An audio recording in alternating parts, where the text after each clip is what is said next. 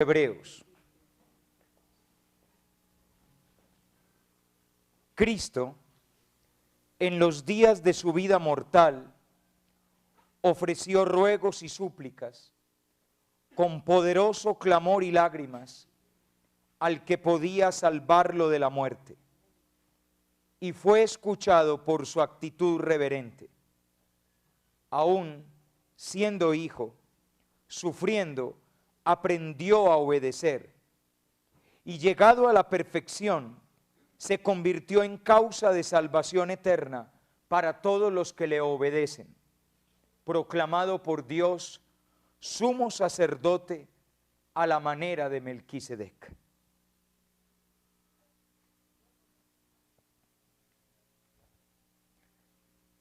A esta altura de los retiros, a uno normalmente le surge una pregunta.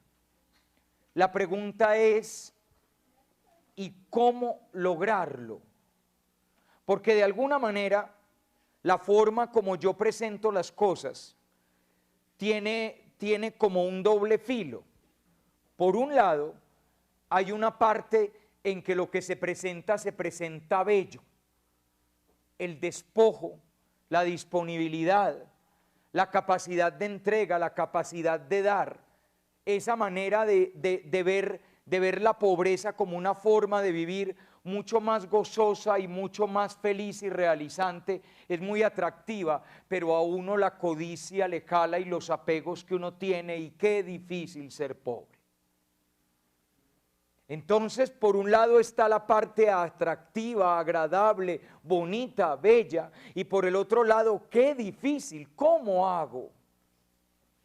Lo mismo podemos decir del amor de la castidad.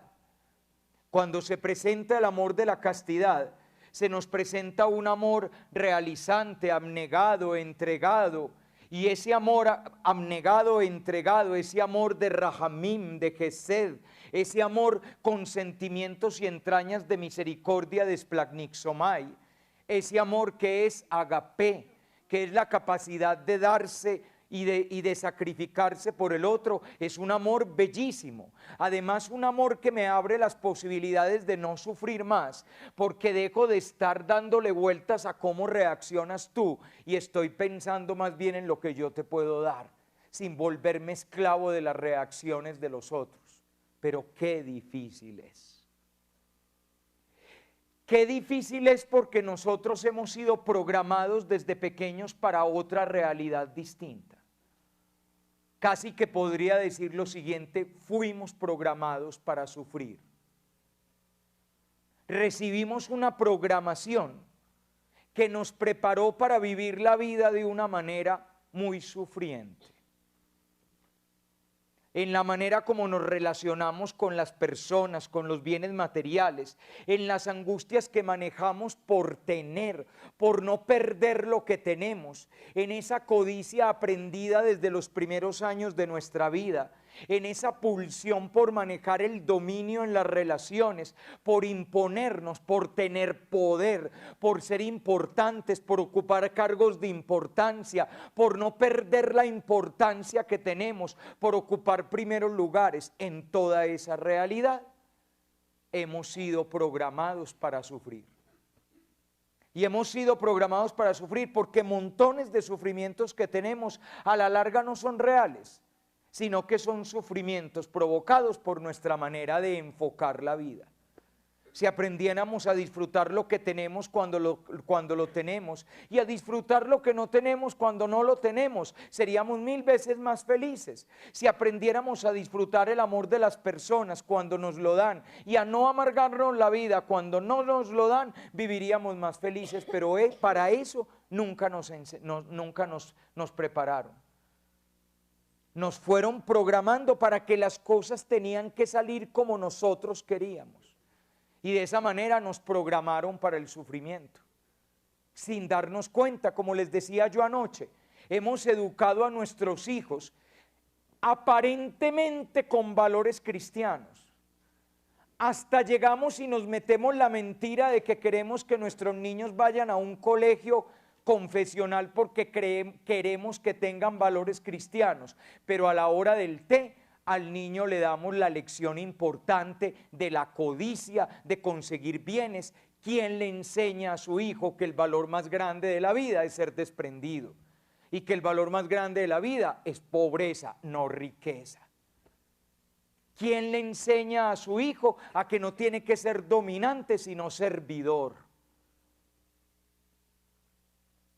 De hecho, uno le hace a los pelados de grado 11, les hace la pregunta de cómo se ven ellos a sí mismos en 10 años. A mí me gustaba mucho hacer con los muchachos de grado 11 un jueguito. Y el jueguito es, cuenta un día de tu vida dentro de 10 años. Y a mí me llamaba mucho la atención una cosa. Cuando el pelado de grado 11 narra su vida dentro de 10 años, hay dos cosas que tiene claro. Va a tener plata y va a ser jefe.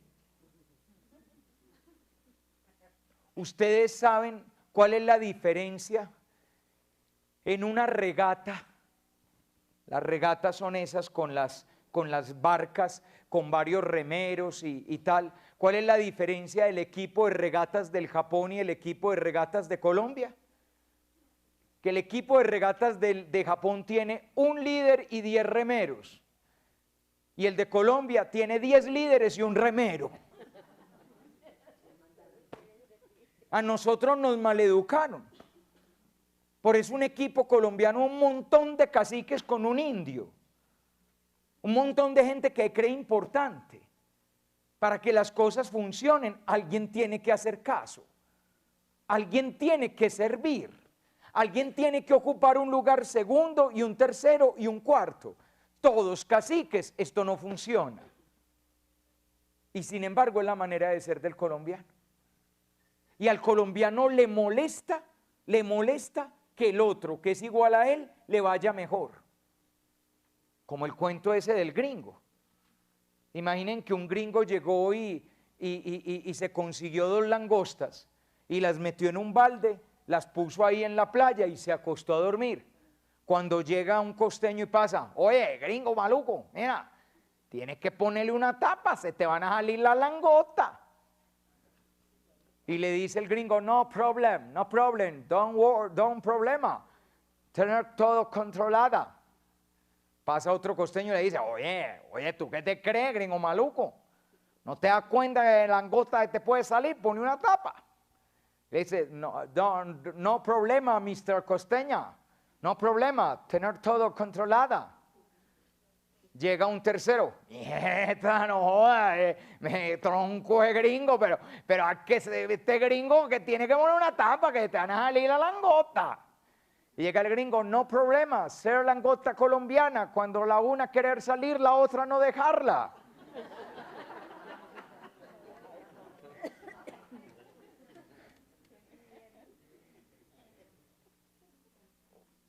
¿Quién es más inteligente?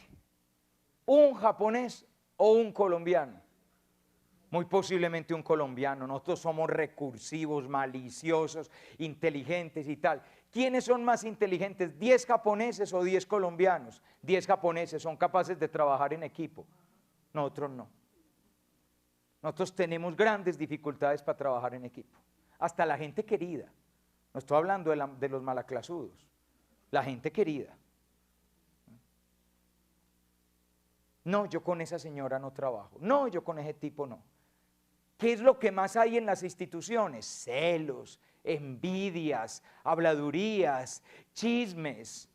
Y eso desgasta instituciones. Hacemos grandes inversiones en procesos de certificación de calidad. ISO 9000, ISO 14000, hizo un montón de cosas. Y a la hora de la verdad eso se lo tiran tomando tinto los 5 chismosos y las 5 chismosas que no están dispuestas a trabajar con. Inversiones de millones de pesos tiradas a la basura por pura y física mezquindad de las personas, por pura y física incapacidad de trabajar juntos. Porque esa fue la programación que recibimos. Nos cuesta horrores amar distinto. Nos cuesta horrores. Nos enseñaron a dominar y a no dejarse dominar. Por eso a estas alturas de los retiros surge una pregunta: ¿y cómo hacemos? Ay, Padre, muy bien, muy bonito ser hijos del Padre, comportarnos como hijos del Padre, aprender de Jesucristo. ¿Y eso con qué se come? Y les voy a dar la clave para que nos vayamos para la casa. La clave de la vida espiritual, la clave de la vida cristiana, la clave de la santidad, se llama obediencia. Miren, el fundador de mi comunidad, San José de Calasanz, nos dejó escrito lo siguiente, que nosotros nos lo aprendemos desde muy jovencitos y que lo comparto con ustedes para que también lo disfruten. Dice esto San José de Calasanz: dijo Cristo el Señor nuestro Salvador, no he venido a hacer mi voluntad. Será pues necedad suma que una persona pretenda hacer su propia voluntad. Abracen todos con un solo corazón la sincera obediencia. Ella sola, la obediencia, afianza en el hombre las demás virtudes y las preserva una vez plantadas. Aquí tienen la clave de la vida espiritual. La clave de la vida espiritual es obedecer. El que obedece termina imitando a Cristo. El que obedece termina viviendo Jesús mente. El que obedece se deja guiar por Dios y dejándose guiar por Dios hace cosas que a él no se le ocurrirían porque uno no fue programado para eso. Uno fue programado para el desquite, pero si obedezco a Dios renuncio al desquite. Uno fue programado para un amor utilitarista, pero si obedezco me voy liberando progresivamente del amor utilitarista donde utilizo a los demás para mis beneficios. Si te dejas guiar, les voy a presentar la mascota de la charla de la obediencia, el personaje más importante de la charla de la obediencia. Imagínense que San José de Calasanz se puso a pensar qué personaje del Santo Evangelio, qué personaje de los Evangelios podía representar mejor el ideal de vida de un religioso escolapio. Y yo que lo comparto ahora con ustedes, el ideal de vida de un cristiano. ¿Qué personaje del Evangelio? Uno puede pensar en muchos personajes maravillosos, bellísimos del Evangelio. La Santísima Virgen María, he aquí la esclava del Señor. San José, que en el Evangelio de Mateo, para donde habla mi Dios, para allá va cogiendo. A Abraham, Moisés, en fin. Miren el personaje que se encontró San José de Calasanz, es una belleza. Dice así, esto nos lo dice a nosotros: han de obedecer con sencillez, no solo al superior de la casa donde residen y a los superiores mayores de la congregación, sino también a sus delegados en lo tocante a su oficio. Mantengan todos la firme convicción de que es imposible equivocarse al cumplir la voluntad del superior. Si esta no es pecado, hay una norma de la vida espiritual que es esta: el que obedece nunca se equivoca. El que manda se puede equivocar, pero el que no se equivoca es el que obedece. Y que muy al contrario, adoptan una actitud grata a Dios, dejándose llevar y traer por su providencia a través de los superiores, como el burrito aquel que Cristo cabalgaba el día de Ramos, que se dejaba conducir y encaminar a todas partes. Ese es el personaje de la Sagrada Escritura que te demuestra cómo es la vida de un cristiano, como el burrito en el que el Señor entró a Jerusalén. Un burrito. Cuando San José de Calasanz era niño, en su pueblito, en las montañas de Huesca, al norte de España, su padre tenía una herrería. Allí en aquella herrería llevaban los burritos de la región para que les pusieran las herraduras. Ese muchacho creció viendo los burritos y aprendió de los burritos algo que los burros no son tan burros para no hacer. Aprendió que los burritos se dejan conducir. Aprendió que los burritos se dejan llevar por aquel que sabe por dónde tienen que caminar. Así que la mascota de esta charla es el burrito en el que Jesús entró a Jerusalén. Esa es la clave de la vida espiritual, obediencia. Arranquemos, pelados. Vamos a seguir el mismo esquema, el misterio, el peligro, el porqué y por último la pasión desordenada. Primero que todo, el misterio. ¿Cuál es el gran misterio que se encuentra en la obediencia del Hijo amado del Padre, en la obediencia de Cristo? El misterio por antonomasia, el misterio pascual. Toda la vida de Jesús se resume en el gran misterio pascual. Y el misterio pascual es el misterio de la pasión, muerte, resurrección y glorificación del Hijo de Dios. Ese es el gran misterio pascual. Y voy a aprovechar este momento para aclarar dos palabras que a lo largo de estos días no había aclarado. Y esas dos palabras son unas palabras simbólicas que intentan expresar en lengua humana lo que no se logra expresar por completo. Tengan ustedes presente que hay veces que las palabras humanas no logran penetrar todo el sentido de una realidad. No siempre las palabras humanas pueden penetrar todo el sentido de una realidad. Y entonces tenemos que recurrir a palabras alegóricas, análogas, que terminan pareciéndose a lo que queremos decir.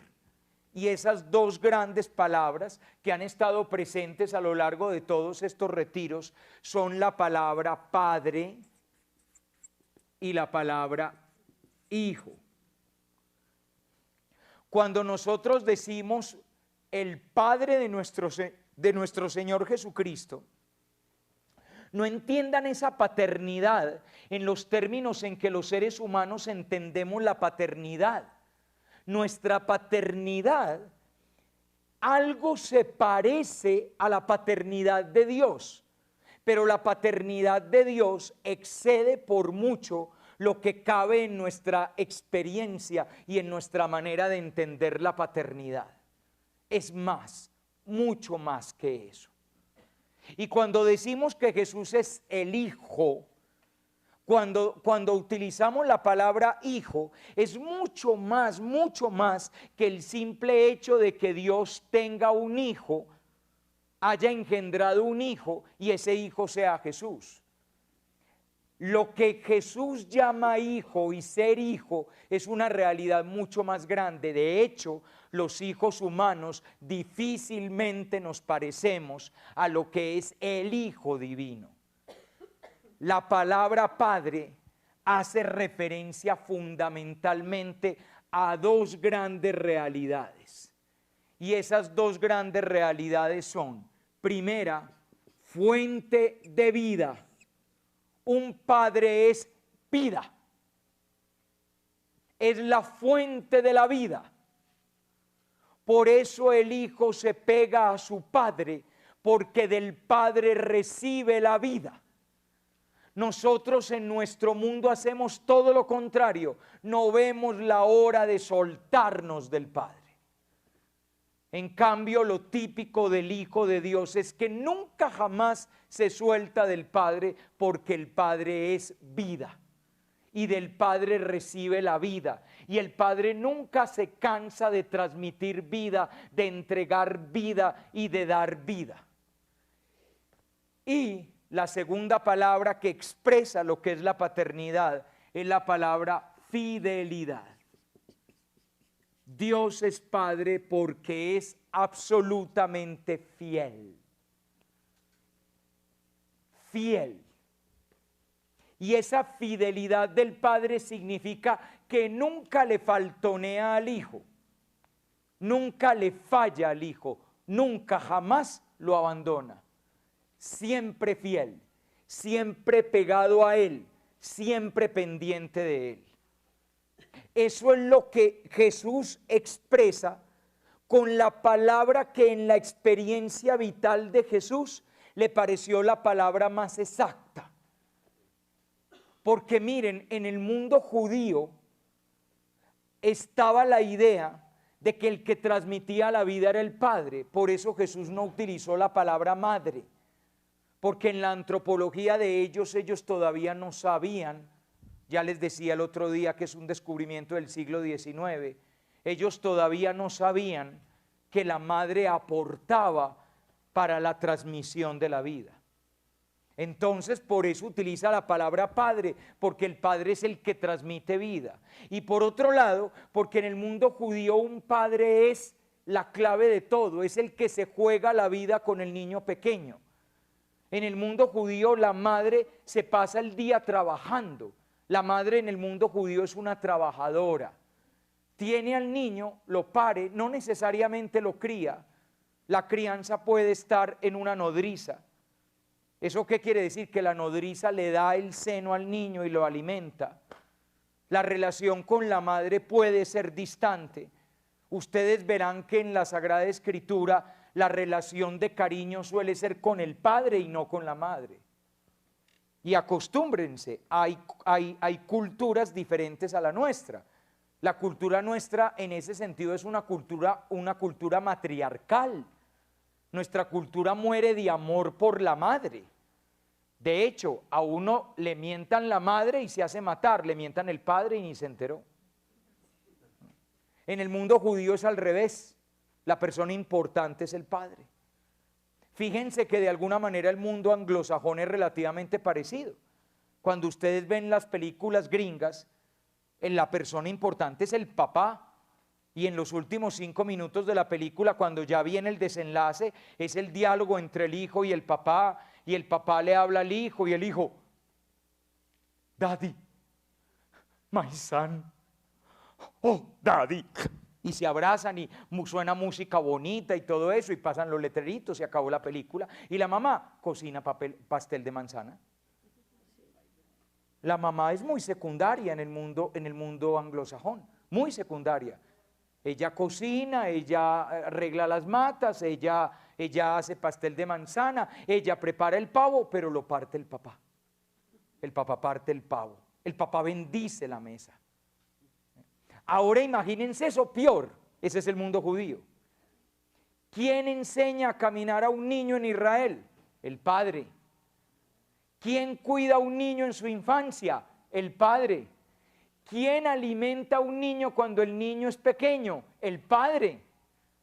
De hecho, la manera como el padre le enseña a comer al niño es así. Pone la mejilla del niño contra la mejilla de él, come el niño, come él, come el niño. Por eso es que la relación hijo-padre en Israel es una relación tan íntima, porque el padre es toda la ternura en el mundo de Israel. Esa es la razón por la que Jesús dijo, la manera como yo entiendo la relación con Dios es esto, es la relación con un padre que da vida y que da fidelidad, que siempre es fiel, y esa fidelidad es amor de ternura derramado desde siempre.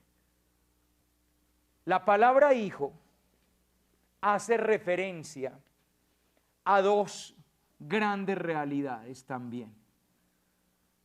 La primera realidad es transparencia. Transparencia. ¿Qué es un hijo? Un hijo es el que muestra con su vida a su padre. Eso es un hijo. Un verdadero hijo refleja con absoluta fidelidad el rostro de su padre. Fíjense que es muy distinto a lo que nosotros estamos acostumbrados. Uno como hijo no ve la hora de que no lo confundan con el papá. Prácticamente uno le pasa la vida es viendo a ver cómo suelta las amarras y cómo queda claro que mi papá va por allá y yo voy por acá. Nosotros no somos lo mismo. En cambio, la lógica como Jesús entiende entiende su relación con su Padre, es que Él es absoluta transparencia y reflejo del Padre. El que me ve a mí, ve a mi Padre, porque el Padre y yo somos la misma cosa. Fíjense que los apóstoles le dicen en la última cena, en el cuarto evangelio, los apóstoles le dicen a Jesús: muéstranos al Padre y eso nos basta. Y Jesús responde: tanto tiempo llevo con ustedes y todavía no me conocen, ¿no se han dado cuenta que el que me ve a mí, ve al Padre? Ser hijo es mostrar el rostro del Padre. Por ejemplo, muchachos, para no ir más lejos, si nosotros somos hijos de Dios, les pregunto, ¿quién te vea a ti, ve a Dios? Porque si no, perdimos el año. Esa es la clave de ser hijos. Nosotros nos hemos ido creyendo que ser hijos es como un privilegio, como un título que nos ganamos porque nos echaron agua. Nos echaron agua en un bautismo y nos ganamos un título. Ser hijos de Dios. Ah, sí, y eso no tiene compromisos. Y eso no implica una manera de vivir. Y eso no implica unas responsabilidades. Nada. No, un momentico. Eso implica una responsabilidad. Se es hijo de Dios siéndolo. A uno le regalan el ser hijo de Dios, pero uno puede despreciar ese regalo. Para que se note el regalo de ser hijo de Dios, entonces la vida de uno debe ser una transparencia, un testimonio constante, que quien me vea a mí pueda ver un pedacito de mi papá, al menos un pedacito, no digamos por completo porque uno tiene muchos defectos, pero al menos que alcance a ver un pedacito de mi papá. Y segundo, un hijo es fundamentalmente obediencia. Por eso Jesús dice que Él es hijo, porque Jesús entiende toda su relación con Dios como una relación de absoluta obediencia. Y además Jesús utiliza unas expresiones radicalísimas. Yo no hago nada por mí mismo, todo lo que hago se lo he visto hacer a mi Padre. Si el Hijo resucita muertos, es porque ha visto al Padre resucitar muertos. Yo no hago nada de por mí. Y fíjense cómo rompe eso con la lógica que nosotros manejamos en la vida cotidiana. Porque en la lógica que nosotros manejamos en la vida cotidiana, uno no ve la hora de hacer las cosas por sí mismo. Antes, uno no veía la hora de tener 21 años o 18 años para cantar el grito de independencia y hacer lo que uno quisiera. Ahora sí voy a hacer lo que quiera. Y uno no veía la hora de tener la llave de la casa para llegar a la hora que uno quisiera. Y poder hacer de su capa un sayo lo que uno quisiera. Fíjense que ese es el valor en el mundo actual. Ahora ni siquiera es necesario tener 21 o 18 años, basta con tener 10. Hay algunos muchachitos que desde los 8 ya están haciendo lo que les da la gana, y además los papás de hoy, como están al servicio de los hijos, se lo permiten. Los papás, como están hoy, dejan que los niños hagan lo que les dé la gana, lo permiten. Entonces, fíjense que a la hora del té, hoy en día, esto suena rarísimo. Hoy en día ser hijos es un problema de ADN. Hoy en día incluso ser hijos es un problema de ventajas. Como yo soy su hijo, usted tiene un montón de obligaciones conmigo. Como yo soy su hijo, deme el Nintendo, deme el PlayStation, deme el computador, deme plata para irme a rumbear, porque yo soy su hijo. Es una relación de ventajas. ¿Y usted a cambio qué? Los muchachos de hoy ni siquiera estudian. Yo por eso les decía el otro día en la charla que daba en un colegio pinchado del Poblado, les decía a los muchachos, ustedes son una partida de mantenidos. Si estudian, comen, y si no estudian, comen. Si son responsables, les dan plata para irse para el Parque Lleras, y si no son responsables, les dan plata para ir al Parque Lleras. ¡Qué bacano! A ustedes nunca les han dado la oportunidad de que aprendan a ganarse las cosas por ustedes mismos. Todo es regalado, dado. Ni siquiera tienen que esforzarse por nada. Jesús no entiende ser hijo así. Jesús entiende que se es hijo obedeciendo. Si no se obedece, uno no es hijo. Y es una obediencia absoluta, no es obedecer lo que me gusta. No es obedecer lo que me conviene, porque el que obedece solo en lo que le conviene no obedece. Es obedecer en todo. Y eso es lo que define la vida de Cristo. Lo que define la vida de Dios es vida y fidelidad. Y lo que define la vida de Cristo es transparencia de ese Padre y por lo tanto obediencia absoluta. Y por vivir así, Jesús termina metido en el misterio pascual. Les hago una pregunta. ¿Quién se inventó la cruz?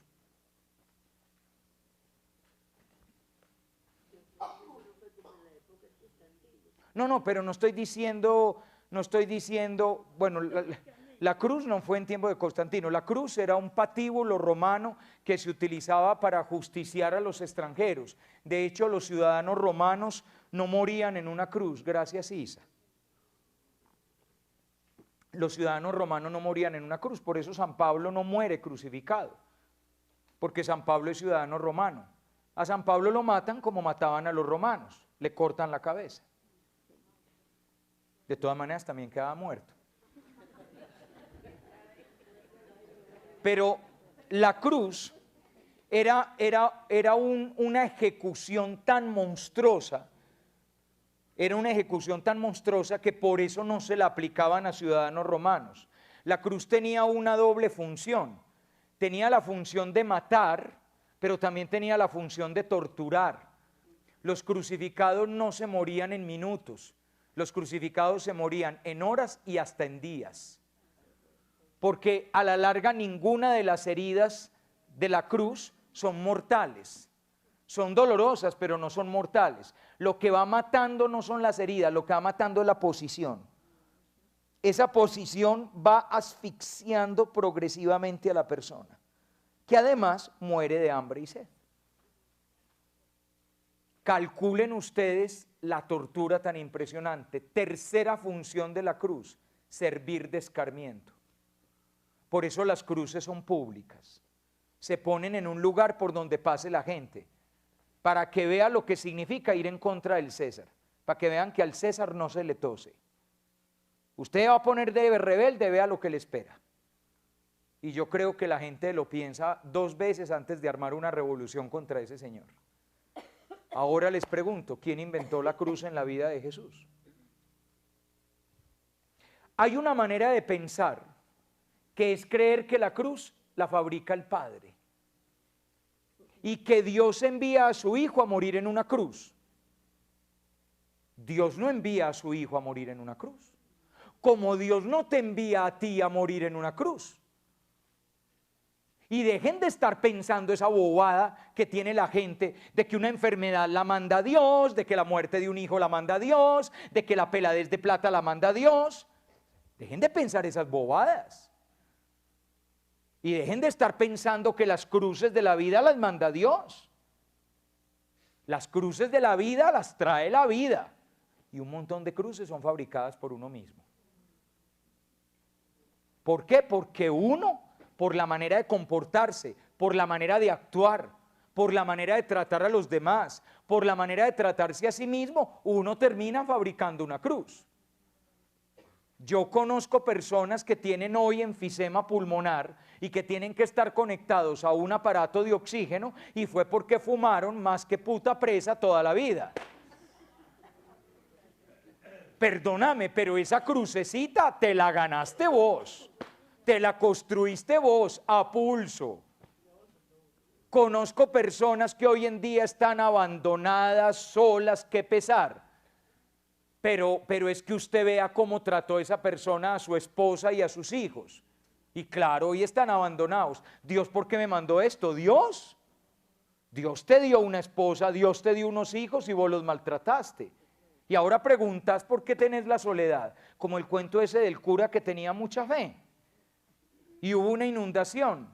Y cuando el agua ya llegaba a las escalas de la iglesia, fueron por él en un bote de remos. Padre, padre, que se va a ahogar. Y él, no, yo confío en Dios, Él me va a salvar. Seguía subiendo el nivel de las aguas y ya se tuvo que subir a la parte más alta del atrio, y fueron en un bote ya con motor y todo de la Cruz Roja. Padre, padre, súbase que se va a ahogar. No, yo confío en Dios, Él me va a salvar. Siguió subiendo el agua y ya fue a dar a la torre de las campanas, y llegaron en un helicóptero. Padre, súbase al helicóptero que se va a ahogar. Él, no, yo sé que Dios me va a salvar. Subió el agua y se ahogó. Cuando llega al cielo y le dice a Dios, Señor, ¿por qué me trataste así y me dejaste ahogar? Y le dice Dios, vos sí sos bien gracioso, te mandé un bote de remos, te mandé una lancha de motor y te mandé un helicóptero, y todavía me decís que ¿por qué no te ayudé? La cruz no es un invento de Dios. Las dificultades de la vida son parte de la vida, de la tuya, de la mía y de la de todos. Las dificultades de la vida vienen con la vida. Y gran parte de las dificultades de la vida son agrandadas y empeoradas por nosotros mismos. Muchos de nosotros hacemos más pesada la cruz. Lo que pasa es que la calidad de un ser humano se mide en la capacidad que tengamos de cargar con la cruz, eso sí. Pero todo ser humano tiene cruz. No hay un cuento muy bonito que habla de un hombre que le oraba al Señor y se quejaba continuamente de lo pesada que era su cruz. Y entonces Dios le dice, ¿quieres cambiar de cruz? Claro que sí.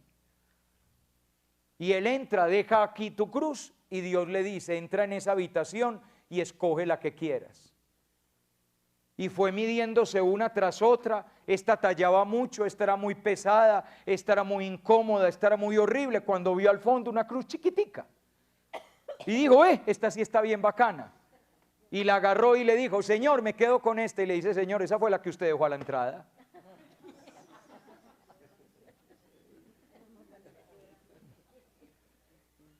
Digo esto, pelaos, porque la imagen que normalmente manejamos es que Dios envió a su Hijo a morir en una cruz, y que la cruz es parte de un invento del Padre. Y hasta en algunas estampitas piadosas vemos al niño Dios en el pesebre, mientras San José está carpinteando, el niño Dios está fabricando cruces. Algo así como el niño Dios no viera la hora de tener 33 años para que lo maten. No, muchachos, eso es piedad popular y todo eso, pero eso no es así. ¿A qué envió Dios a su Hijo? A darlo a conocer. Dios envió a su Hijo para que diera a conocer quién es Dios, para mostrarnos transparencia, para mostrarnos el rostro del Padre. Y entonces les pregunto, ¿quién hace la cruz? Nosotros, la humanidad. En el día del Viernes Santo, mientras la gente pasa a la adoración de la Santa Cruz, a adorar la cruz, en el día del Viernes Santo hay unas oraciones que se llaman los improperios. Por desgracia, en muchas iglesias no los leen, pero son muy lindos. Miren, los improperios dicen más o menos lo siguiente: yo te saqué de Egipto y por 40 años te guié en el desierto. Tú hiciste una cruz para tu Salvador. Yo te regalé la tierra de Canaán y te liberé de los reyes extranjeros. Tú hiciste una cruz para tu Salvador. Pueblo mío, ¿qué te he hecho? ¿En qué te he ofendido? Respóndeme. Es que es muy bacano descansarnos la responsabilidad de la cruz de Cristo y chantársela a Dios. Usted lo mandó a morir, hermano. Usted fue el que se inventó la cruz. No, Dios no se inventó la cruz. Dios inventó la fidelidad. Y llegó el momento en que en la vida de Cristo la única manera de salvarse de la cruz era ser infiel. Y como no podía ser infiel, porque es absolutamente obediente, caminó hacia una cruz fabricada por el hombre, porque los que somos expertos en fabricar cruces somos los hombres. Pero la cruz no es un invento del Padre. Jesucristo termina metido en el misterio pascual por ser fiel al Padre. Y por eso el Padre se identifica por completo con el Hijo. Y al identificarse por completo con el Hijo, el Padre está pasando por este mismo camino con el Hijo. ¿Ya cayeron en la cuenta que en la pasión del Hijo también va el Padre? ¿Y ya cayeron en la cuenta que en la cruz del Hijo también está crucificado el Padre? Por eso es tan bella esa imagen de la Trinidad, donde el Hijo crucificado está crucificado junto en las manos del Padre que lo está abarcando con su amor, porque también el Padre es un crucificado, porque el Padre es total fidelidad a ese Hijo y ese Hijo es total fidelidad a ese Padre, y esa cruz es nuestra, es lo que nosotros sabemos hacer. Hacemos cruces para nosotros mismos y para los demás. Cruces de olvido y cruces de amargura, cruces de celos y cruces de egoísmo, cruces de usar a alguien y cruces de hacer sentir a alguien infinitamente insignificante, cruces de hambre y cruces de injusticia, cruces de guerra y cruces de secuestro. Toda una gama inmensa de cruces. Somos incluso capaces de dañar un planeta maravilloso, experto en crear vida, para convertir este planeta maravilloso en un riesgo de muerte. Pero no es la obra de Dios, es nuestra obra. Pueblo mío, ¿qué te he hecho? ¿En qué te he ofendido? Respóndeme. ¿Fue acaso por haberte sacado de Egipto y por llevarte durante 40 años en el desierto a la tierra prometida? Tú hiciste una cruz para tu Salvador. Así pues, el misterio que hay en el fondo de la obediencia es el misterio pascual. Cristo se nos revela en el misterio pascual de esta manera, nos dice la carta a los Hebreos. Sufriendo, aprendió a obedecer. Y esa frase se puede también invertir. Y obedeciendo, aprendió a sufrir. No porque Dios quiera el sufrimiento del Hijo. ¿Dios qué quiere de su Hijo? ¿Que sufra? No. Dios quiere de su Hijo que obedezca. Y a veces obedecer cuesta, que es distinto. Dios no quiere que tú sufras, pero Dios sí quiere que tú no traiciones. Y a veces para no traicionar hay que estar dispuestos a sufrir. Por eso es que a uno le va tan mal en la vida, porque cuando llega el momento de sufrir uno normalmente hace trampa para no sufrir. ¿Cuál es la gran disculpa que tiene la gente para hacer trampa? No sufrir, y pareciera que eso es legítimo. El muchacho no estudió para el examen.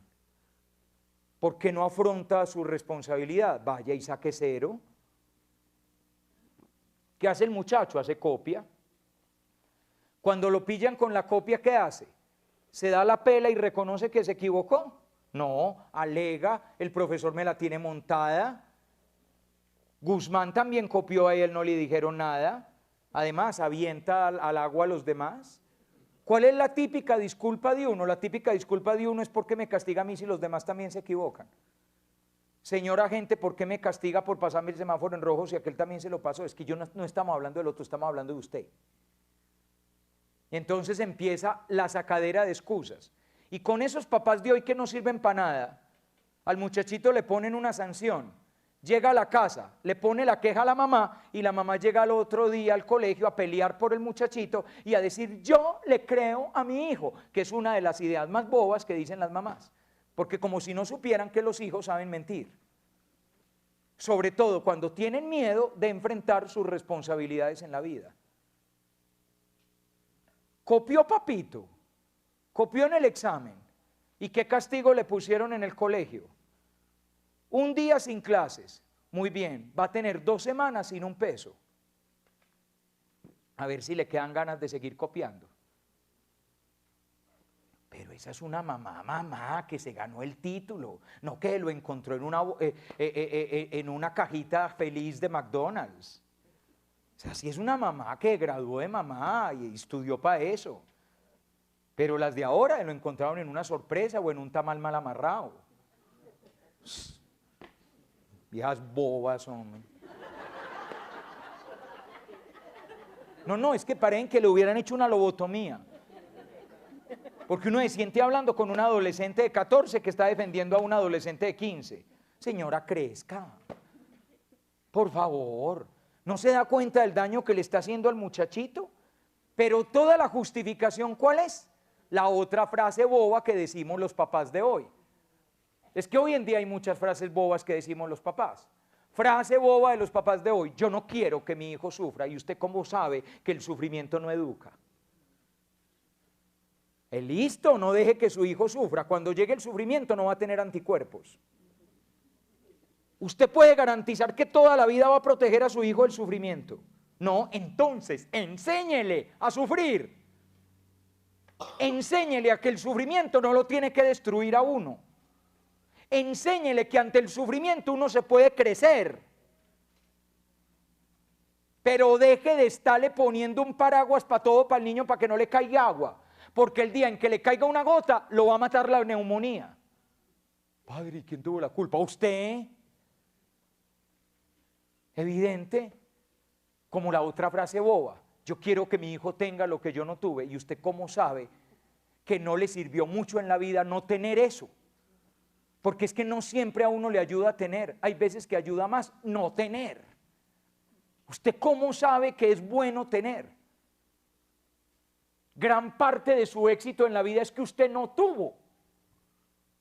A usted le tocaba en vacaciones salir a trabajar para conseguirse la mudita. Entonces usted ahora le regala a su hijo 5 mudas. ¿Usted es mejor papá? No, es peor. No le está enseñando a su hijo a ser útil. Los muchachos de hoy no saben ni hervir agua. ¿Hervir eso qué es? Como no pusieron atención en clase de ciencias, porque las materias hay que regalarlas hoy en día. Entonces, como las materias hay que regalarlas porque pobrecitos los niños se pueden traumatizar si pierden año. Entonces ni siquiera aprendieron que el agua ebulle a 100 grados centígrados. No, mejor no hablemos, parce. El sufrimiento no es invento de Dios, el sufrimiento es parte de la vida. De la misma manera que la muerte no es invento de Dios. Lo que es invento de Dios es la vida eterna. La muerte es parte de la vida, de la tuya y de la mía. Todo lo que nace se muere, hasta las estrellas. Algún día, dentro de millones de años, nuestro sol se va a morir. Porque es una ley del cosmos. No es una ley de Dios, es una manera como está hecho el cosmos. Y Dios es el que se revela a esa ley del cosmos y le mete a su Hijo para que su Hijo nos enseñe a tener vida eterna que vence la muerte.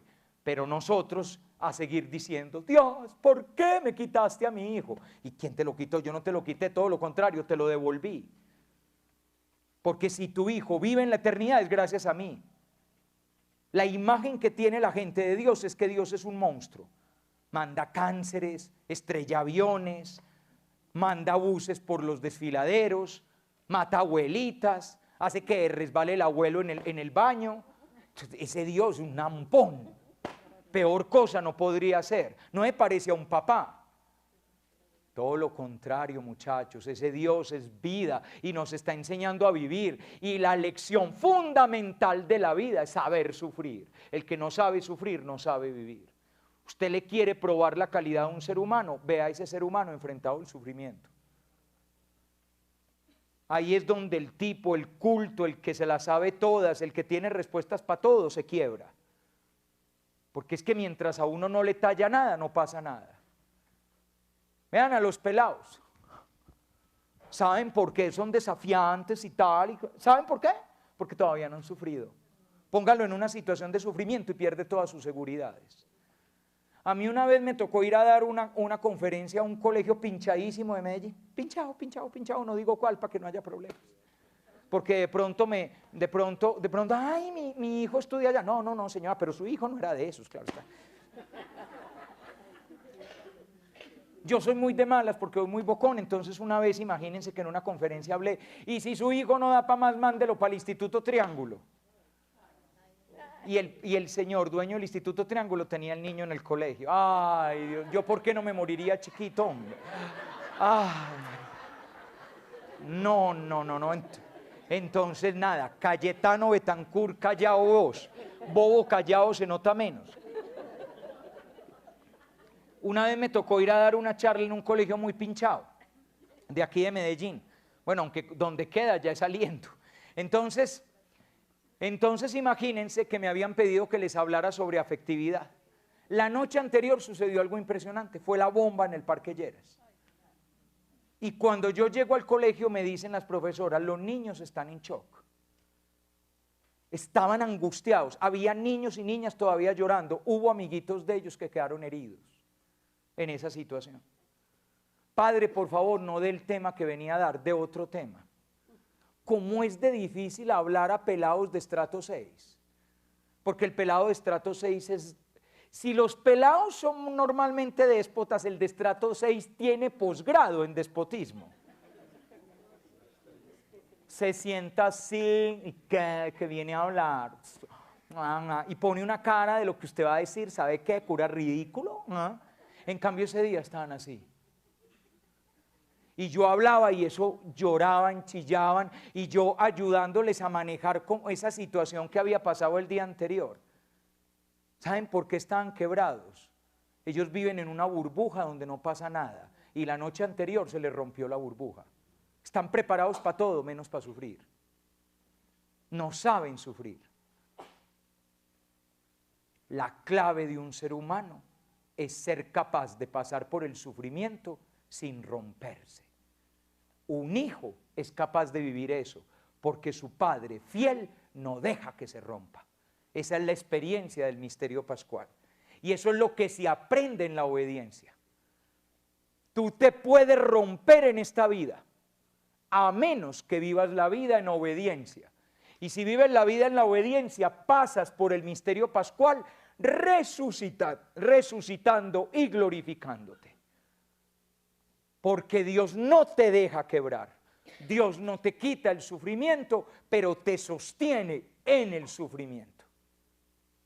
Dios no te quita el sufrimiento, sobre todo por una razón, porque el primero que sufre es Dios. Quítense esa idea de un Dios que no sufre. Dios no solo sufre, todo lo sufre. Dios sufre en ti, por ti, para ti, antes de ti, después de ti y siempre contigo. No hay ni un solo dolor nuestro que no sea también el dolor de Dios. Alguna vez me encontré con un muchacho que tenía un gran resentimiento en su corazón. Yo nada que lograba llegar al corazón de ese pelado, nada. Y ese pelado hermético, y además ese pelado con todo un montón de conflictos muy grandes, pobrecito. Hasta que un día hablando con él empezó a salir algo logró decir, y como si mi Dios le ha dado experiencia uno en la vida, ¡zas! Empecé yo a jalar el cordelito y ¡dum! Salió el tapón que estaba.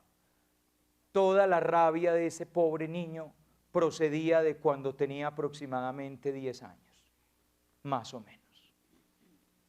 Sus padres se regalaron una segunda luna de miel después de una reconciliación. Se fueron de viaje y a él lo dejaron con su tío, a él y a su hermanita lo dejaron al cuidado de su tío. Y unos pocos días después de pasarse para la casa de su tío cogió la costumbre de ir todas las noches a la habitación de él para abusar sexualmente de él. en aquellos tiempos aquel niño se estaba preparando para la primera comunión. Y me contaba cómo la primera noche, cuando su tío fue y lo desnudó y empezó a tocarlo, él empezó a rezarle al niño Dios para que lo protegiera. Pero el niño Dios no lo protegió. Y pasó una noche y otra, hasta que al fin, después de un interminable mes, sus padres volvieron de viaje. De ahí salía toda su rabia y todo su odio y todo su rencor contra Dios. Hasta que un día en un diálogo conmigo llegó muy feliz. Habíamos estado en unos retiros, había sido una experiencia muy bonita, él ya había ido cambiando mucho desde que había botado el taco y llegó a hablar conmigo y estaba muy feliz. Y me dijo, es que estaba orando, mi ateo preferido, estaba orando, tan lindo. Es que estaba orando y descubrí algo muy hermoso. Ay, pero no sé si será verdad. Decime y yo te digo. Es que al fin entendí por qué el niño Dios no me pudo proteger. ¿Por qué, mi hijo? Porque es que aquella noche en que mi tío me violó a mí, también violó al niño Dios. Era justamente la respuesta. Dios siempre sufre con nosotros. No puede evitar nuestro sufrimiento, pero lo llena con su presencia, para que nosotros quedemos con vida y no nos destruyamos interiormente, a menos que nos dejemos destruir. Claro está. ¿Cuál es el peligro de la obediencia? El peligro de la obediencia es hoy en día muy evidente. El primero es vivir una obediencia light. Una obediencia light es una obediencia de cumplimiento. Es decir, cumplo y miento. Como el de la señora y el señor que tenían problemas maritales, entonces fueron donde el sexólogo. Y gracias al trabajo con el sexólogo ahora están muy contentos porque están en tratamiento. Él trata y yo miento. Entonces lo mismo es con esto. Cumplo con unos mínimos y miento una fe que en verdad no tengo. Es la obediencia light, la obediencia de obedecer lo que me conviene, que es la típica del cristiano normal. El cristiano normal no se despeluca por Dios. El cristiano normal coge de Dios lo chévere, lo que le conviene, la parte bacana, y lo demás no le da la gana. Y eso sí, pone una cara de que es cristiano, católico, apostólico y romano. Piedras de río mojados por fuera y secos por dentro. Esa es la obediencia light, que es la obediencia de montones de cristianos. Van a misa mientras no talle, cuando talle dejan de ir a misa. Siguen las enseñanzas de Dios mientras no exijan demasiado. Cuando exijan demasiado, entonces uno deja de seguirlas porque Dios debe estar equivocado. Es coger de la fe lo que me conviene y no coger lo que no me conviene. Pero eso sí, poner una cara de que esto es muy importante para mí. Frase típica, yo creo en Dios, pero tengo un concepto muy personal. Traducción, me fabriqué un Dios que me conviene. Eso es lo que significa esa frase. No te creas que descubriste a Dios, no has descubierto nada. Te fabricaste un ídolo a tu imagen y semejanza. Se parece a ti. Míralo bien y verás que sos vos. Tiene tus mismas apetencias, tiene tus mismas pasiones. Es incapaz de sacarte del roto donde estás, porque sos vos metido en el roto. Esta es la obediencia light. Le fascina a la gente, le fascina. Y después preguntan que por qué no encuentran al Dios verdadero, después preguntan que por qué esta amargura y por qué esta angustia y por qué no siento. Le dimos las instrucciones, le dijimos por dónde se iba, se le dio la educación, se le advirtió, se le enseñó, ahora yo, como dice el de la pelota de letras, ahí está. A usted se le dijo, se le advirtió, era muy fácil. Este camino es muy fácil. No es sino obedecer. relájese y obedezca. Déjese guiar. No se los dije la primera noche, háganme caso, el que conoce de retiro soy yo. ¿Me hicieron caso? Unos sí. No, unos. Unos. Yo no soy bobo, muchachos. Yo tengo ojos en mis ojos. Escriban, quédense solos. Como es de rico tomando un tinto charlando hora y media, hasta que llega la hora del almuerzo. Así no encuentra nada. Oíste unas charlas, ojalá te sirvan. Pues las charlas no cambian a nadie. Lo que cambia es el encuentro personal con Dios. Algún día haceme caso. Algún día haceme caso. Yo sé de esto, pues no. Haceme caso. Pero qué difícil obedecer. Muy difícil. Uno coge lo que le agrada. Oír las charlas del cura de moda. Y ya, entonces cogí lo que me agrada, porque habla bonito, y si hablara feo no valdría la pena oírme. Cuando el año entrante venga un padre gangosito y aburridorcito, ¿será que lo que él diga no vale la pena ser escuchado? A lo mejor habla mejor que yo, a lo mejor dice más verdades. Nos vamos detrás de la modita de hoy. No, muchachos, vamos a ir detrás de Cristo, que es el único que merece ser imitado. Vamos detrás de Él. Y por favor, venga quien venga, obedezcan. Hagan caso. Callen cuando hay que callar, hablen cuando hay que hablar, piensen cuando hay que pensar. ¿Quién les dijo que ustedes saben manejar su vida? Si supieran, uno no se metería en tantos vericuetos. Uno necesita ayuda. Por eso la clave de la vida espiritual es tener maestro de espíritu. Maestro de espíritu, esa fue una costumbre que perdimos los seres humanos. Una de las cosas a las que más le gastamos tiempo nosotros en el colegio es a lo que llamamos dirección espiritual. ¿Y qué es la dirección espiritual? Los niños pasan y hablan con nosotros y les oímos el rollo y nos cuentan el rollo y los aconsejamos. ¿Para qué? Para que puedan dirigir su vida, para que puedan caminar. Porque uno necesita que alguien lo guíe. Pero la mayoría de los cristianos somos perros sin collar. Ah, no, a mí nadie me va a decir qué hacer. Cada uno va por su lado. Qué difícil dejarnos guiar. Qué difícil. Obediencia light, cumplo con cositas y no más. Y evidente, por donde voy hablando entenderán, el otro peligro es evidentemente no obedecer para nada. Y no obedecer, ¿por qué? Por la razón más sencilla del mundo. La obediencia en la sociedad actual no es un valor, todo lo contrario, es un antivalor. Hablar hoy de obediencia es un escándalo a los ojos del hombre actual.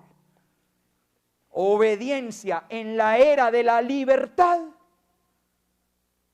Cuando nos llenamos la bocota hablando de libertad, cuando al fin conquistamos la libertad, viene este reaccionario chapado a la antigua, recién salido del medioevo, a decirnos que hay que obedecer. La obediencia suena horrible. Miren, hoy en día, ¿quiénes son los únicos que se confiesan de ser desobedientes? Los niños chiquitos, ni siquiera los más grandecitos, los niños chiquitos. Y no le obedezco a mi mamá. Dele 2 años y verá que eso ya no es problema. Mi mamá no me comprende, ya. El problema es de ella, no mío. ¿Cuántos de nosotros nos acusamos de no obedecer? No, eso no, porque todo lo contrario. Lo que luce es lo contrario. Es que, padre, yo sí quiero decirle algo. Yo soy una persona muy rebelde y eso es como decir yo soy el putas de aguadas. Yo soy una persona muy rebelde. Ay, qué pesar. Te vas a pegar unas estrelladas, la cosa más macha, hasta que aprendas que la vida, la verdadera, es obedeciendo. Y les voy a decir cosas canzonas. San Pablo dice que la mujer debe obedecer al marido. Ah, también dice que el marido debe ser santo, entonces sí hay que obedecerlo. Sí, no, porque al pícaro ese, ese sí no, ni crea pues, porque ahora llega el marido, vio mija, vio, obedézcame en todo. No, no, no señor, usted tiene que ganar, se tiene que ganar la obediencia y se la tiene que ganar. ¿Saben qué modelo le pone San Pablo al marido? Que sea como Cristo amando a su iglesia, papito. Ese es el modelo, a ese sí hay que obedecerlo. A ese sí hay que obedecerlo. Eso es que no conoces a San Pablo. Muy bien, pero el curso de San Pablo lo damos otro año. Eso es un prejuicio sobre San Pablo.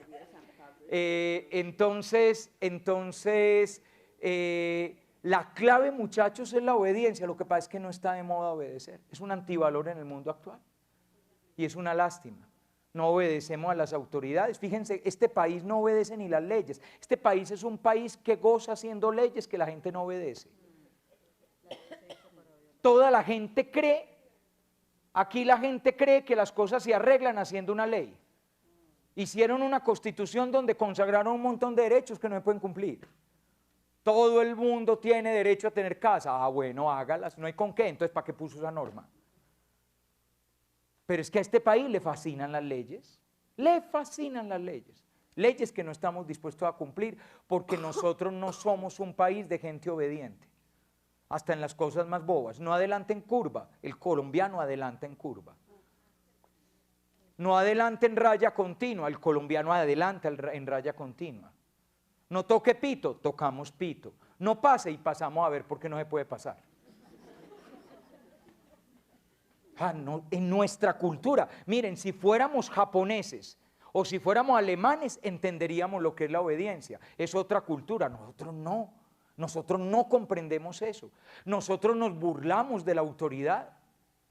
Miramos con infinito desprecio a la gente de policía que nos paró, lo vemos inferior a nosotros. Este es un pobre asalariado, usted no sabe quién soy yo, frase típica de un colombiano.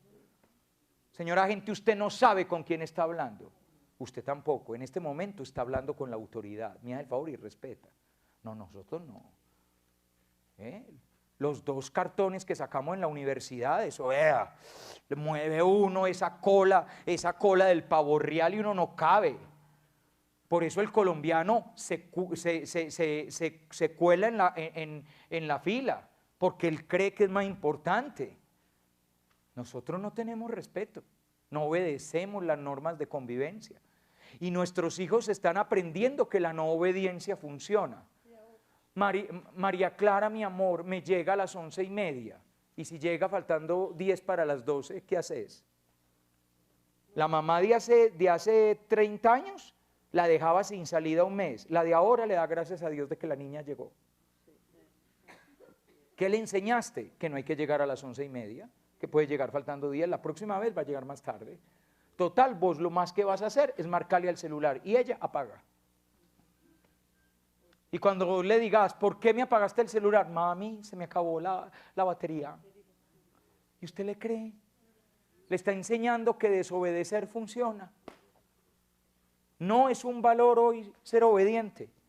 Ser obedientes para bobitos, ser obedientes para nerdos, ser obedientes para zanahorios, ser obedientes para tonticos. Pues muy bien, nuestro Señor Jesucristo es el más zanahorio, el más bobito, el más tontito y el más nerdo, porque es el más obediente. Y ese es el modelo de humanidad.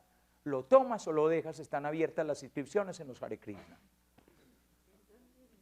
En los Hare Krishna. Nadie está obligado a ser cristiano. Cuando me empiezan a mí a protestar, ¿y por qué? Tranquilo, si no quieren no lo hagan, no pasa nada. Pero la vida cristiana es así, yo no tengo la culpa. Léanse el Evangelio de cabo a rabo y Jesucristo es una invitación a obedecer. Porque eso es lo que salva. Y lo que salva a un ser humano es obedecer. Y si obedeces te transfiguras en humanidad nueva. Y esa humanidad nueva es Dios mismo en la tierra. Y contra Dios mismo en la tierra no gana nadie. Ni el sufrimiento y sobre todo ni la muerte. Lo único que vence la muerte es Dios. Por lo tanto, lo único que nos permite vencer la muerte y lo que se parece a la muerte es llenarnos de Dios. Y para eso, malas noticias. Solo existe un camino: obedecer. Ahora bien, ¿por qué? Con todo lo que he dicho ya se entendió. Fácil. ¿Por qué obedecer? Porque Cristo es obediente. Porque Cristo es obediente. ¿Y por qué Cristo es obediente? Porque Dios es obediente. La obediencia de Dios es la fidelidad. Absolutamente fiel, no puede dejar de ser fiel. ¿Y por qué Dios es fiel? Porque Dios es amor y el amor es ausencia absoluta de búsqueda del propio interés.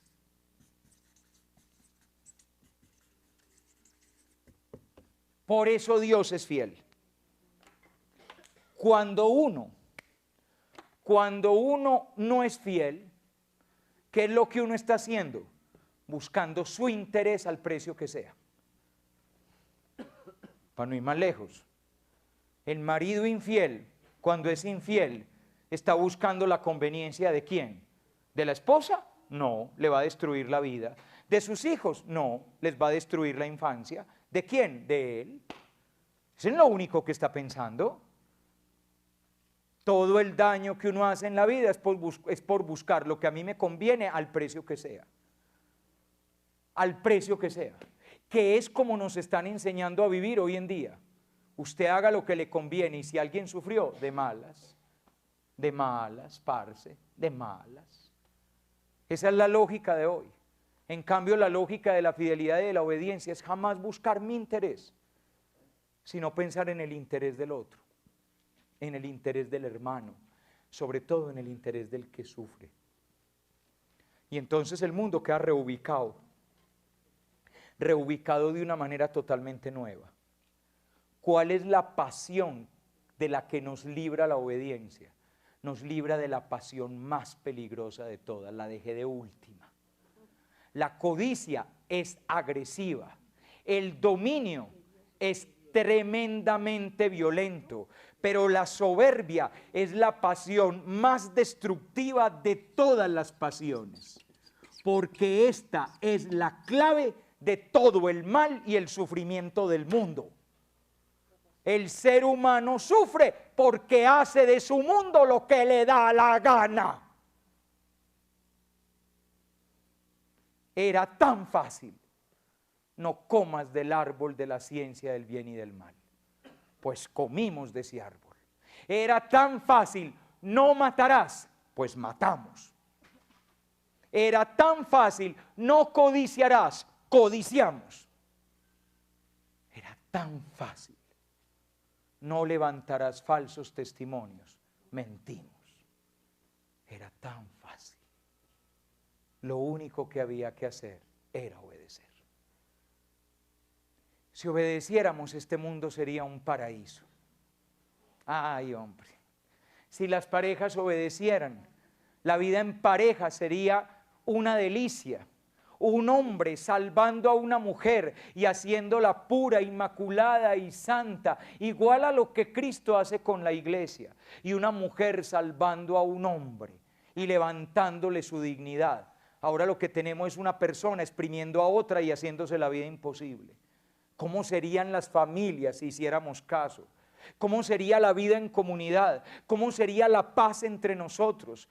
Es que no era sino hacer caso. Bienaventurados los pobres en el espíritu, porque de ellos es el reino de los cielos. Bienaventurados los mansos, ellos heredarán la tierra. Bienaventurados los que lloran, porque encontrarán consuelo. Bienaventurados los que tienen hambre y sed de justicia. Bienaventurados los que tienen el corazón limpio. Bienaventurados los misericordiosos, los que luchan por la paz, los perseguidos. Pero no Teníamos que convencernos que felices son los que tienen riqueza, que felices son los que se imponen, los que dominan, los que destruyen, los que masacran. Teníamos que creer que los felices son los llenos, los hartos, los que no les caben más bienes ni más posesiones. Teníamos que creer que los felices son los que ensucian el corazón y hasta la mirada la tienen sucia. Teníamos que creer que la felicidad es que no sea yo el que sirva, sino que me sirvan a mí, que no sea yo el perseguido, sino que sea yo el que persigue. Teníamos que creer que la felicidad no es hacer la paz, sino la guerra. Disfruten su mundo de mierda, es su obra. Y todo porque creemos que sabemos dirigir el mundo. Lo estamos matando por no obedecer. Era tan fácil. Lo único que había era que obedecer. Toda esta obra horrible es eso, es no obedecer. Un día, cuando nos ordenaron diáconos, antes de ser sacerdotes, pasamos delante del obispo y el obispo nos exhortó a vivir el celibato como testimonio del amor de Cristo, demostrando con nuestro celibato, con nuestra vida entregada a Dios y no a una mujer ni a unos hijos, que no hay amor más grande que Dios. Mi celibato es un testimonio, no una renuncia. No me miren con lástima. Yo no renuncié a nada. Yo elegí mostrar que el primer amor de mi vida es Dios, que lo llena todo, que lo realiza todo.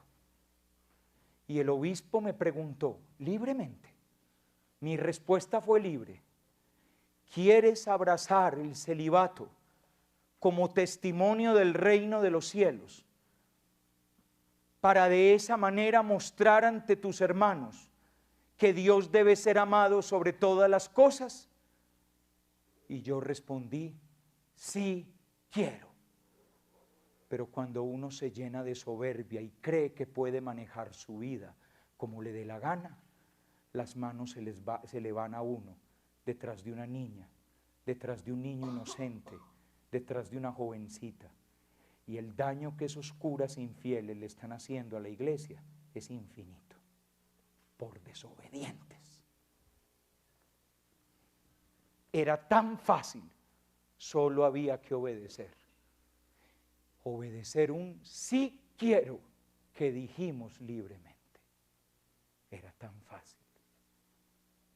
Ahí tienen la causa de todo. En últimas, uno se pregunta, ¿qué hizo que Bush invadiera Irak?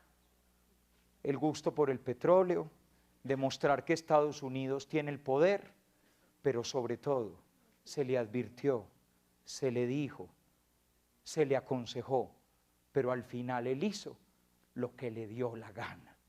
Y hoy en día tienen una guerra de la que saben cuándo entraron, pero ya no saben cuándo van a salir. Soberbia, cochina soberbia. Muy bien, pelados, solo queda una cosa. ¿Dónde van a contemplar al Jesús obediente? Primero, en toda su vida. Lo pueden contemplar obediente en la infancia, lo pueden contemplar obediente en la vida pública. De hecho, toda la vida de Cristo no es otra cosa que obediencia. Y así nos lo muestra Él en el Evangelio de Juan. Toda mi vida es obediencia. Pero evidentemente, el texto especial para contemplar el rostro del obediente es la pasión. Les voy a invitar, y eso es lo que viene acá. Al principio viene un texto muy lindo del libro de Samuel, donde se muestra la desobediencia de Saúl. Y de ahí sale aquella frase tan bella de la obediencia vale más que los sacrificios. Esa frase tan bella sale de ahí, de ese texto. Después de eso viene el texto de Hebreos, de sufriendo aprendió a obedecer. Y tercero, viene el gran texto, la Pasión según San Juan.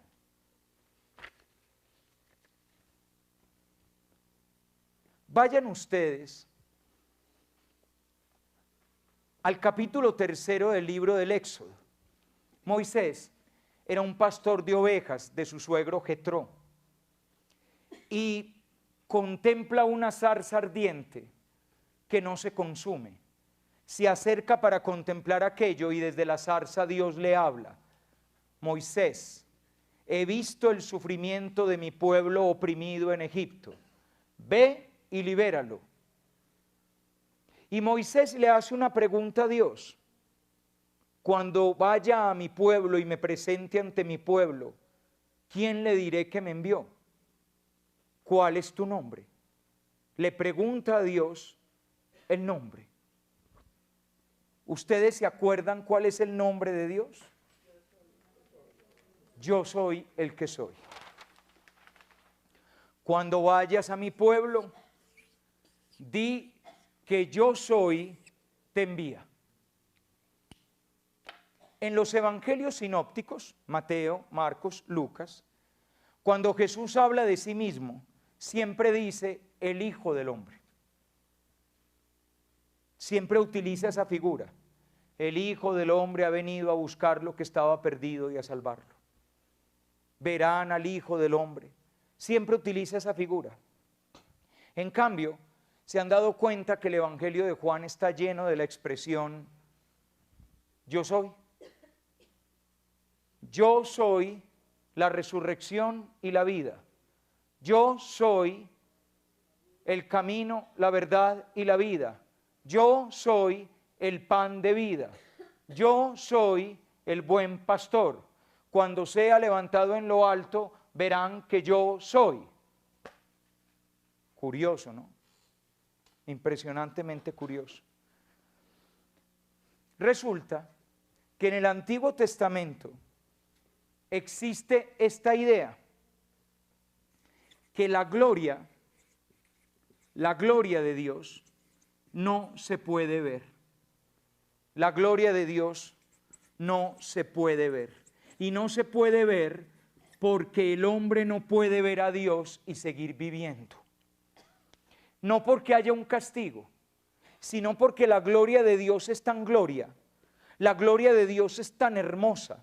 Supera de tal manera la capacidad de ver del ser humano que rompería por dentro al ser humano contemplar la gloria de Dios. Hay varias escenas en el Antiguo Testamento que nos hablan de esa gloria, de ese intento de contemplar la gloria de Dios que no se puede contemplar de frente. Cuando yo les digo a ustedes la gloria, ¿ustedes qué se imaginan? Gloria. Por ejemplo, si les dijeran, ay muchachas, se enteraron que le van a hacer un homenaje al padre Juan Jaime. Ay, es que es muy merecido después de aguantarse esos retiros más largos que una semana sin carne. Y entonces aquello va a ser la gloria. ¿Qué se imagina uno que vamos a ver al padre Juan Jaime en gloria? Pues uno se imagina, no sé, felicidad, camión de bomberos. Claro que sí, camión de bomberos, flores, confeti tirado desde los edificios, y yo así, ¿no? Eso, además unas modelo águila ahí al lado, san, y el padre Juan Jaime en la mitad, no sé, reflectores, música, mariachis, trompetas, no sé, una cosa así bien grande. O sea, cuando uno dice, mi hija llegó a la gloria, la mamá de Shakira dice, mi hija llegó a la gloria, ¿qué se imagina? La ceremonia del Grammy, ella cantando, moviendo la cumbiambola y todo eso, y que se gane el Grammy, y ella salir, hello America, I am from Barranquilla, and Colombia, I am very happy, y tal, y esa es la gloria, claro, no nos imaginamos la gloria así. La gloria es grandeza, ¿no es cierto? La gloria es felicidad, la gloria es luminarias, la gloria es centellas, la gloria es lo inconmensurable, la gloria es que todos los reflectores se posen sobre mí, es prevalecer, es vencer. Vencer, claro, el equipo que queda de último en la Copa Mundo no llega a la gloria. En estos días teníamos una charla con el presidente del Atlético Nacional y él nos decía que aquel grupo, aquel equipo del Tino Asprilla y de Leonel y tal, eran como hermanos, eran una familia y por eso llegaron a la gloria, dijo él, palabras textuales. Y por eso llegaron a la gloria. ¿Qué es la gloria para el doctor Víctor Marulanda? La gloria es que ganaron en 1989 la Copa Libertadores de América, que nunca antes un equipo colombiano había ganado. Esa es la gloria. La gloria es ganar una estrella, por eso cuando levantamos la copa, damos la vuelta olímpica, la gente se quiere tirar de las tribunas. Eso con lo que disfrutan los hinchas verdes, verde, verde, eso con lo que sueñan los hinchas del Medellín.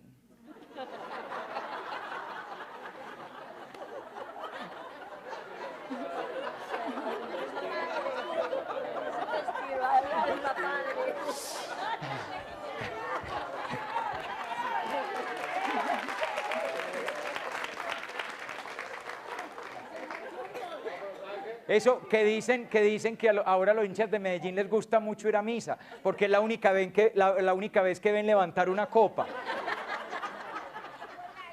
Entonces, esa es la gloria. La gloria es una estrella. Si la selección Colombia llega a la gloria, es que gane la Copa Mundo, es decir, nunca.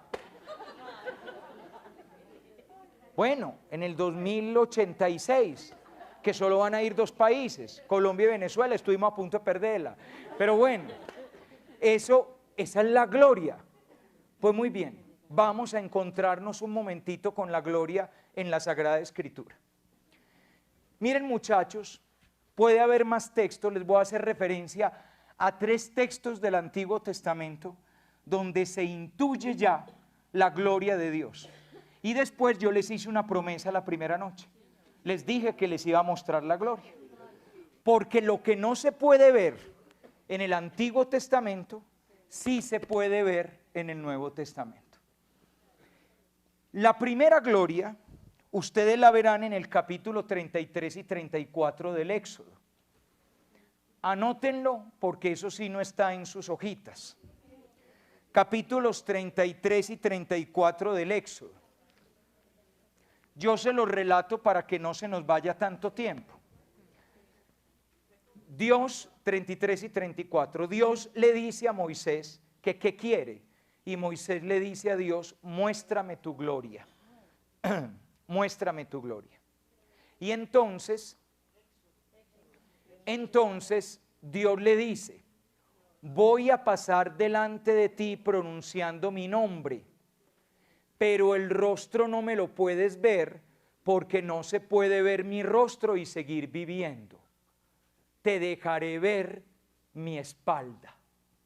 Y entonces miren, mira, hay un lugar junto a mí, tú te colocarás sobre la peña, y al pasar mi gloria, te pondré en una hendidura de la peña, y te cubriré con mi mano hasta que yo haya pasado. Luego apartaré mi mano para que veas mis espaldas, pero mi rostro no se puede ver. Y el Señor pasó por delante de él, proclamando su nombre. Señor, Señor, Dios misericordioso y clemente, lento a la cólera y rico en amor y fidelidad, que mantiene su amor por 1000 generaciones y que perdona la iniquidad, la rebeldía y el pecado. Al instante, Moisés cayó en tierra de rodillas y se postró. Pero fíjense todos los detalles. Agarra a Moisés y lo pone en un huequecito de la peña para protegerlo. Así de complicada es la gloria de Dios. Le cubre los ojos con la palma de la mano, pasa delante de él y lo destapa para que le vea la espalda. Es lo único que alcanza a ver Moisés, y es Moisés. No es casi nadie, es el más grande profeta del Antiguo Testamento. Segundo, Elías. Dios le dice a Elías, voy a pasar delante de ti. Y entonces Elías sube al monte Horeb. Y primero viene un huracán, pero el Señor no estaba en el huracán. Después viene un terremoto, pero el Señor no estaba en el terremoto. Después viene un gran incendio, pero el Señor no estaba en el incendio. Esto es muy bonito, porque este relato ya nos muestra que Dios no es tan tremendo como nos lo imaginamos. Por último vino una brisa tenue, y Elías se cubre el rostro con el manto para no ver. Y sale delante del Señor y dice, aquí estoy, Señor. Pero se cubre el rostro con el manto. A Dios no se le puede ver. El tercer relato, ese relato, les doy la dirección, está en el primer libro de los Reyes, capítulo 19. Primer libro de los Reyes, capítulo 19. El tercer relato está en el libro de Isaías, capítulo 6. Profeta Isaías, capítulo 6. Isaías tiene un sueño, tengan en cuenta que es un sueño, y en los sueños las cosas cambian. Y en medio del sueño, Isaías se siente en el templo de Jerusalén, que está lleno de humo, y ve a Dios sentado en el trono rodeado de querubines. Y los querubines están cantando, santo, santo, santo es el Señor, Dios de los ejércitos. Y miren la reacción de Isaías cuando se da cuenta que vio a Dios. Ay de mí, estoy perdido. Soy un hombre de labios impuros, que habita en medio de un pueblo de labios impuros, y he visto al Rey y Señor de los ejércitos. Ay de mí, a Dios no se le puede ver. Entonces, ¿cómo arreglan la cosa? Uno de los serafines que estaba en la presencia de Dios voló hacia mí y con un carbón encendido me lo puso en la boca y me dijo, esto ha tocado tus labios, se ha retirado tu culpa, tu pecado está expiado, no morirás. Todas esas condiciones tiene ver a Dios. Ver a Dios es muy complicado. Ahora se los voy a mostrar en el Nuevo Testamento.